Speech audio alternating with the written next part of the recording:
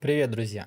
Сегодня возьмем вот таких вот 3 розовых луковицы и приготовим обалденную закуску на все случаи, будь то пикник, домашние посиделки или же приготовление любого очень вкусного салата. Итак, как я уже сказал, 3 луковицы нужно хорошо очистить от шелухи, а затем берем нож и полностью все 3 луковицы нарезаем на полукольца. Толщина полуколец должна быть примерно 2-3 мм, не толще. После того, как вы нарезали полностью весь лук, нам понадобится пол-литровая банка. На дно банки отправляем 1/3 чайной ложки сушеного базилика. Если у вас есть свежий базилик, либо же петрушка, можно добавить свежие, либо то, либо то. Затем половину банки заполняем нарезанным луком. Ну вот как-то так у меня получилось заполнить примерно пол банки луком. Далее в банку с луком отправляем примерно 6-7 горошин душистого перца. 2 лавровых листа, я их немножко вот так вот измельчаю. И опять отправляем 1/3 чайной ложки сушеного базилика.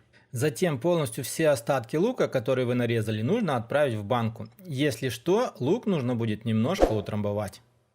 Наверх на лук отправляем еще раз 1/3 чайной ложки сушеного базилика. В общем итоге у вас должна будет пойти чайная ложка базилика.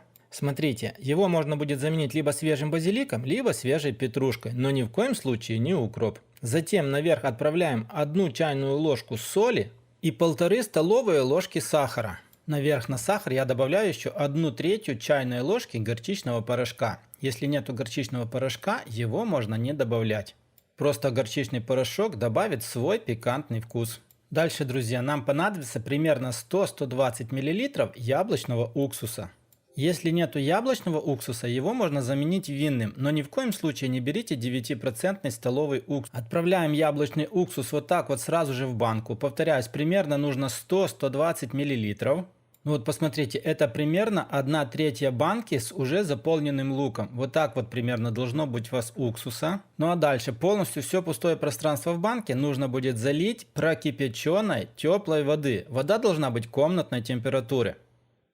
Ну а дальше закрываем банку крышкой, хорошо все перемешиваем и оставляем хотя бы на 2 часа при комнатной температуре. Ну а если вы собрались на пикник, то пока вы доедете, ваш лук уже будет хорошо замаринован. Вот такой вот лук очень хорошо подходит к шашлыку, к стейкам. Также его можно будет использовать к любому салату, получается обалденно вкусно.